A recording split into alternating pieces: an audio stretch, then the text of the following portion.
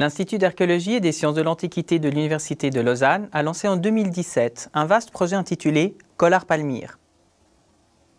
Face à la destruction des monuments archéologiques syriens par le groupe Daesh en 2015, ce projet a pour but de préserver la mémoire de ce patrimoine mondial.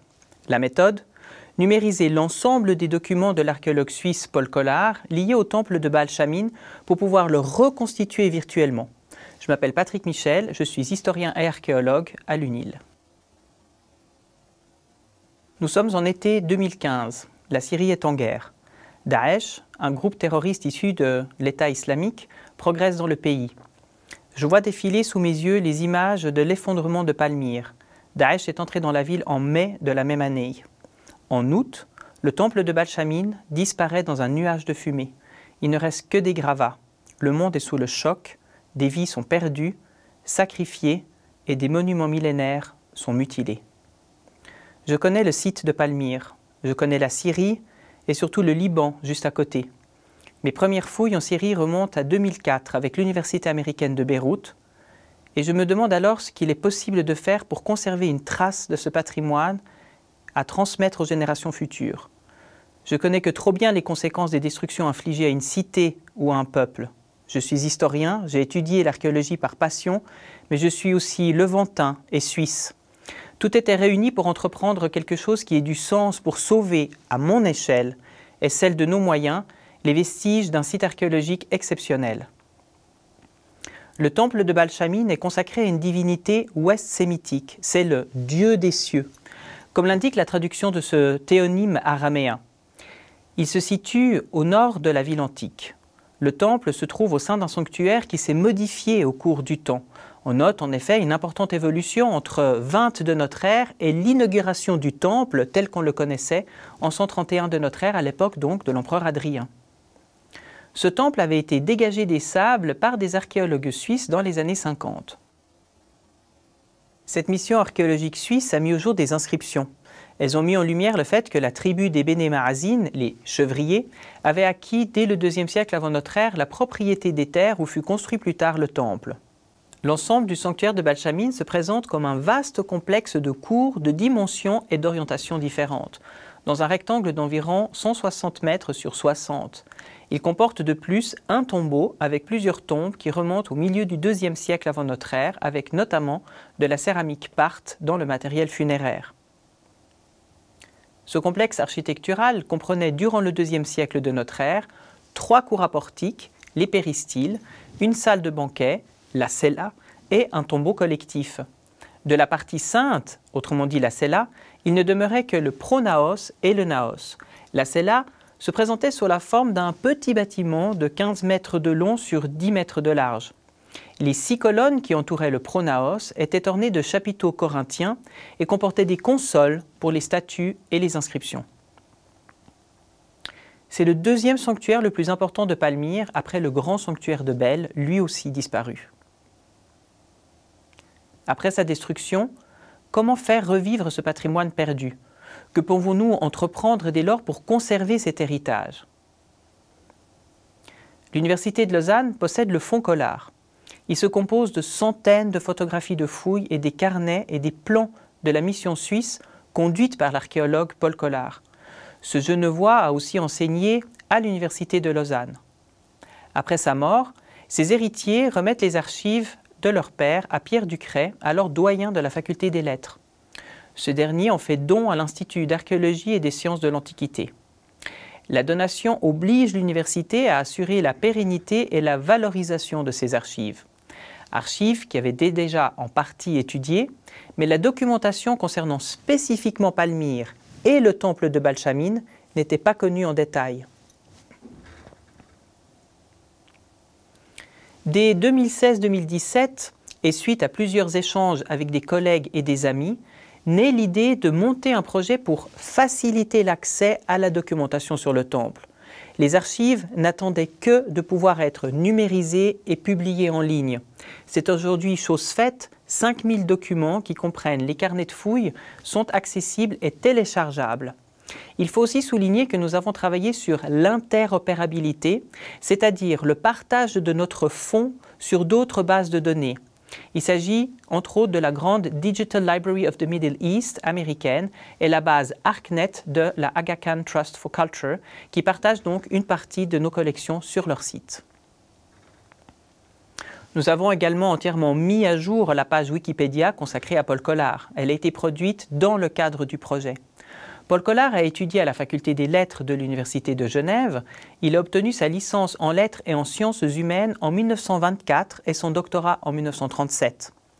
En 1946, il est nommé comme professeur extraordinaire d'archéologie et d'histoire ancienne à l'Université de Lausanne. En 1950, il passe au statut de professeur ordinaire. En plus de son activité d'enseignement à Lausanne, il est nommé pour les mêmes disciplines à l'Université de Genève en tant que professeur extraordinaire de 1940 à 1950, puis en tant que professeur ordinaire de 1950 à 1963. Entre 1938 et 1940, il dirige la fouille de l'hôtel monumental de Baalbek au Liban. C'est en 1953 que l'UNESCO décide de lui confier la charge de l'inventaire des biens culturels de la Syrie et du Liban. De 1954 à 1956, puis en 1966, et à la demande du directeur du service syrien des Antiquités, Henri Seyrig, il met en place le premier grand chantier suisse d'archéologie à l'étranger pour fouiller le sanctuaire de Baal Shamin. En 1963, il est nommé directeur de l'Institut suisse de Rome, poste qu'il occupera jusqu'en 1970. C'est dans cette institution qu'il publiera les résultats de ses années de fouilles en Syrie. Les archives Collard sont la meilleure source au monde qui permettent de documenter le sanctuaire de Baal Shamin à Palmyre, en Syrie. La valeur de cette documentation est essentielle pour tout futur projet de restauration ou de reconstruction virtuelle. On compte des milliers de photographies en noir et blanc, rares sont celles en couleur. On conserve aussi tous les plans, les carnets de notes, les dessins, les croquis des éléments architecturaux, des décors et du mobilier archéologique. Ce fonds photographique a été d'autre part exploité au cours de ces dernières années à travers plusieurs expositions internationales. Des institutions muséales majeures, comme l'Institut du monde arabe à Paris, expriment aujourd'hui la nécessité de faire connaître au grand public ce patrimoine mondial en danger en s'appuyant sur la documentation de Collard jugée exceptionnelle. Sur la base de cette très riche documentation, nous avons sollicité Iconem, une start-up française spécialisée dans la modélisation des objets du patrimoine, afin de produire ensemble des modèles 3D du temple. Cette collaboration s'est développée entre 2018 et 2020. Le projet scientifique poursuit principalement 3 buts. D'abord, la production de modèles 3D diachroniques, c'est-à-dire que l'on peut passer d'une période historique à une autre. Ces modèles permettent ensuite la reconstitution des différentes phases d'occupation du site avec l'intégration des modèles 3D et des archives géolocalisées. Finalement, le projet offre la possibilité de transmettre cette mémoire culturelle aux générations futures et aux populations déplacées.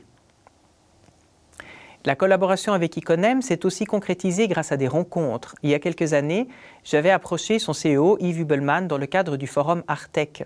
Je lui ai proposé de travailler ensemble sur la modélisation 3D du temple, avec comme base les archives de l'université, puisqu'aucun modèle du temple n'avait été produit alors qu'il existait encore. C'est donc un travail de photogrammétrie sur la base de photographies anciennes et un travail de modélisation qui a été opéré pour produire le modèle le plus précis qui soit possible de voir aujourd'hui de ce monument emblématique de l'ancienne Palmyre. Mais ce travail d'anastylose virtuelle, c'est-à-dire de remontage de ces blocs dans une simulation 3D, implique nécessairement une réflexion critique et doit garantir un accès à des données fiables. Il exige surtout d'être en accord avec les standards internationaux, par exemple la Charte de Londres et les principes de Séville, rédigés pour la Virtual Archaeology.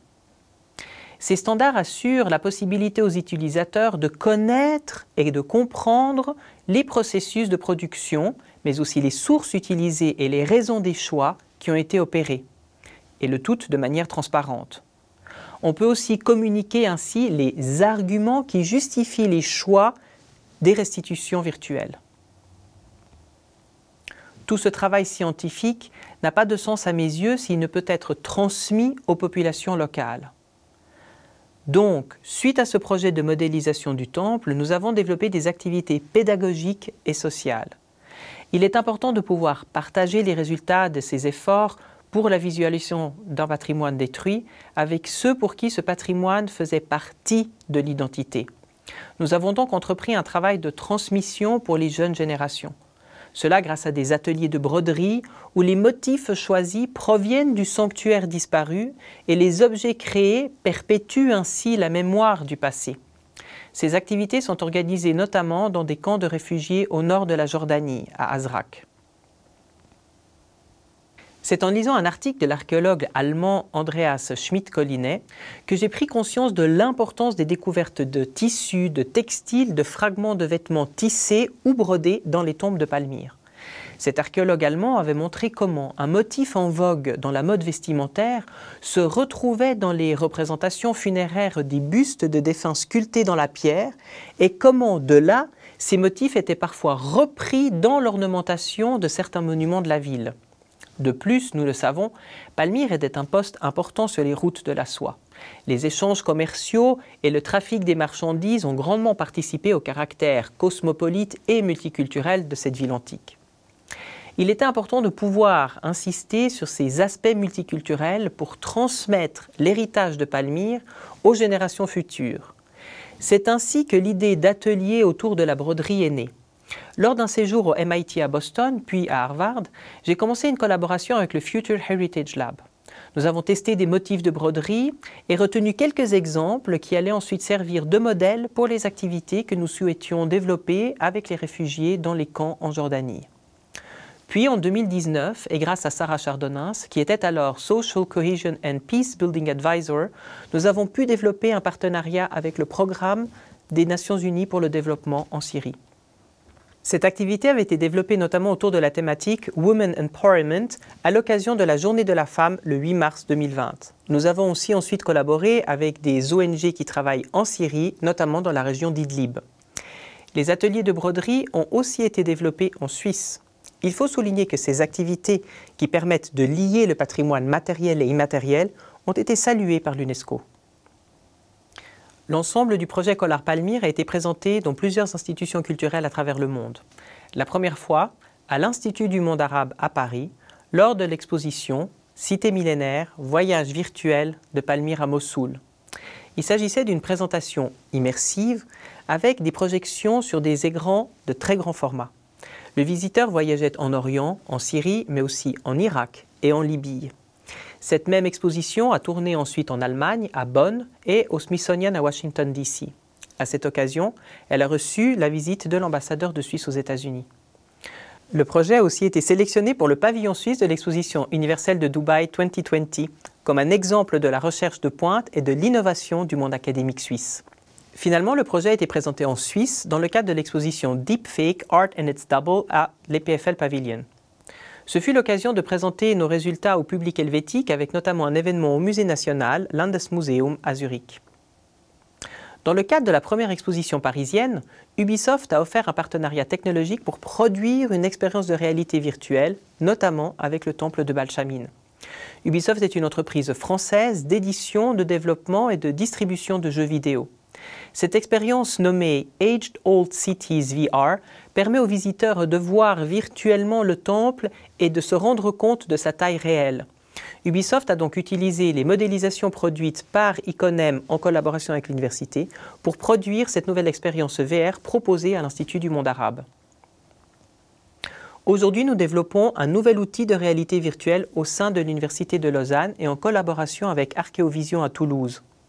Cette expérience servira surtout pour l'enseignement et offrira aux étudiants la possibilité de se déplacer dans l'espace et dans le temps pour mieux comprendre comment était organisé le sanctuaire aujourd'hui détruit et pour mieux comprendre aussi les enjeux de la restitution en 3 dimensions. Dans le cadre du projet Collar Palmyre, seule la modélisation de la cella du temple avec son thalamus comporte une texture et un niveau très haut de précision. La modélisation des tombes de l'hypogée, mais aussi les modélisations des structures byzantines puis arabes, se présentaient avec un traitement de surface différent et un niveau de précision moindre. Ce choix s'explique par le fait que la documentation d'archives à disposition était plus pauvre pour les vestiges moins bien conservés.